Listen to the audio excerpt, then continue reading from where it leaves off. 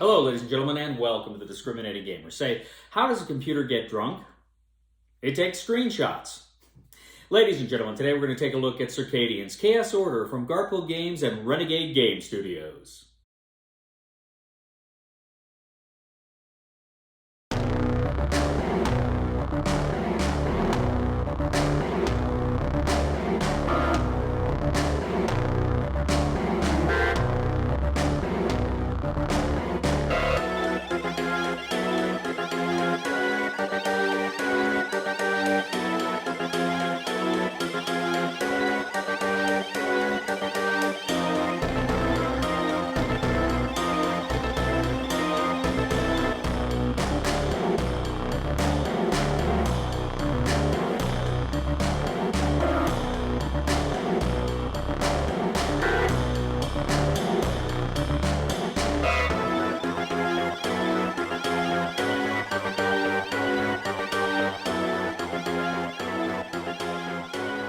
We'll get back to the review in just a moment. I want to take a minute to ask you to check out my other channel, that is Cody Carlson, PhD, where we talk about history, books on history, military history. I even post some of my lectures for my classes on there. Please check that out. Please subscribe to that channel. And now, back to the review. In Circadians, Chaos Order from Garphill Games and Renegade Game Studios, 2 to 6 players take on the roles of various alien factions as they compete for the most resources and ultimately for victory on an alien world. Each player is going to start their game with their own little box that contains their various units as well as various tokens that they will use. Each player will also start with a limited number of energy and gems. You'll also have supplies of energy and gems, and you'll also have unique player boards that have kind of asymmetrical powers.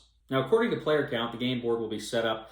You'll put certain tiles out. These tiles will have different resources that can be engaged with and mined over the course of the game. You'll also place a number of relic figures on the board, and these are very important. They number 1 through 6, I believe. They're going to be very important for victory, but they're also going to be important as kind of the timer for the game. Now, at the beginning of every round, players will place their pricing tokens on the various actions. First player with the flare gun, he's going to go ahead and place a pricing token on any one of the actions. Now, there's different actions, but what it means by pricing is you can go ahead, place that token there, and then you get to do that action for free. Other players will have to pay you, usually in energy or gems, when you go around and you see if they want to take that specific action. Now, each action has kind of the standard action that you can take if you do that, and then you can also pay a little bit more to do a secondary action that is beneath it. And that will allow you to kind of do more on your turn, but you have to pay for it. Now, the different actions are, first of all, discovery. Discovery is kind of like tech. Essentially, you can move your marker up on the various actions, which means when you take those actions, they become more important. You take a discovery action, you automatically get to do that and somewhere else. But if anybody else wants to move up their marker, then they must pay the person who placed the pricing token there in order to take a discovery action that will make their subsequent actions in all fields, whatever they choose, more powerful. You've also got a build action. Depending on if you have, the proper foundations in a space, you can build buildings. Now, you have different kinds of buildings, and they come off your player board, and they reveal various advantages that you will get later in the game, or perhaps immediately. But you'll go ahead, you'll reveal those advantages, and you place those tokens on the board, those buildings on the board, and you can have up to 3 different buildings in a single space, provided you have the foundations there. Now, you have Harvest. Harvest lets you look at the regions you control and essentially mine or take whatever resources are on that tile. You can go ahead and take them. You can never harvest the same tile more than once in a round, but that's essentially what you're doing with Harvest. Next, you have the recruit action. Now, on your player board, you have kind of your figures that are going to kind of advance to different places before they're able to come and go out onto the board. So when you take the recruit action, that's essentially what it allows you to do. You can move these figures from your one spot on your player board to the next spot until you can actually get them to be delivered to your base. There's the move action. You can move your figures, any groups of your figures, from one region to another adjacent region. And depending on how far along your track you are, that's how many groups of units you can move. There are also some kind of tunnels that you can move across the board with. But if you are ever in the same space as another faction, depending on how many units they have there, that number will pin your number. So if you can't move any units that are pinned. Now, once everybody's taken all their actions, if there are any units that are in the same region as other units, you go ahead and you engage in combat. Both factions that are involved in combat are going to take a combat wheel, And what you can do here is you have tactics cards. You can acquire tactics cards during the game. You place that tactic card on the wheel. If you don't have a tactic card or you don't want to use that one, you can bluff. You can just put something else there. But essentially, you're going to put that tactic card there, and then you're going to move the wheel. Now, the wheel's going to give you various options for combat, but essentially, you can either get, hit points or I think it's strength or target or defense. And of course, they're going to determine, you want the most strength points, and your defense is going to, of course, defend your units. But you're going to go ahead and you're going to select those secretly. There's some other options in combat. You can also deal with some things that will give you some other advantages. But you select what combat position you want on your wheel. You reveal that. Who's ever got the most strength and can potentially knock the other players out, they are going to win that combat. The loser must retreat if they have any remaining from that combat. Next, you have the gain income phase. Players are going to go ahead and they are going to look at kind of revealed spots on their board. They may look at cards. They may look at leaders that they can place, and leaders are another part of the actions that happen. You can look at all of these things to see if you gain income from them. And if you do, you go ahead and collect that income, again, usually in energy or gems. Now, finally, you're going to check the relics. Now, there are 6 relics that are placed out on the board, and the relics are kind of the objective of the game. Now, if ever a player is on a relic that has a number that matches the round you are on, then that player will take the relic and place it on their player board. That then is kind of a victory point. Now, there are 2 ways to win this game. First of all, at the end of any round, if you have the most relics, then you have won the game. However, there's also another way to win. Along the side of the board, there are various fame tracks, and if you are able to get to the end of your fame track first, then you win. Circadians, Chaos Order. So there's a lot more going on in this game. There's I didn't really touch on a lot of the things with foundations and some other rules, but that's basically how you're playing the game. That's the basic gist of the game. Now, this is a game, I had it sitting on my shelf for a long time. Garphill Games sent it to me, and I kept meaning to get to it, and I could just never get it to the table. I probably had it for about a year. And then Renegade actually sent me this copy, which you can see is still in shrink here. And so I thought, I really need to play this game. So I finally made an appointment with my friends to do it. So we were playing this game, and I'll tell you right now, setup was kind of a bear.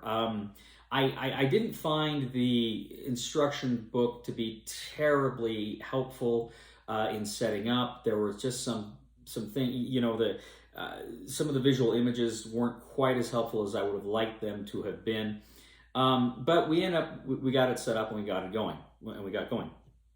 And so right off the bat, one of the things that really struck me as fun and interesting is that action track and the pricing, and the fact that you price it, you get to do it, but then everybody else has to pay you for those subsequent actions. That I thought was just phenomenal. It was, to me, it's kind of the heart of the game, right? Because your actions are so important in any game you take. Well, if you want to take an action, you can either price it or you're going to be paying for it.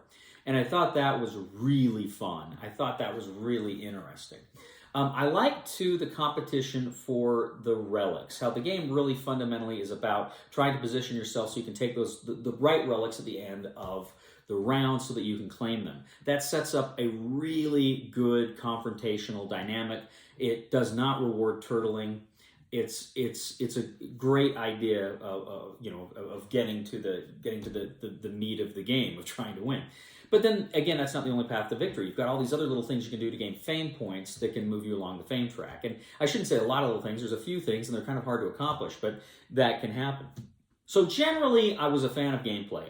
I found it was fun and was interesting and engaging. But again, in learning it, the rule book wasn't as helpful as I would have liked it to have been. I don't know. It just seemed there were. It's not a horrible rule book, but it's not a great rule book either. And so I stumbled a few times in trying to kind of learn some of those things there. But generally, we all enjoyed this game.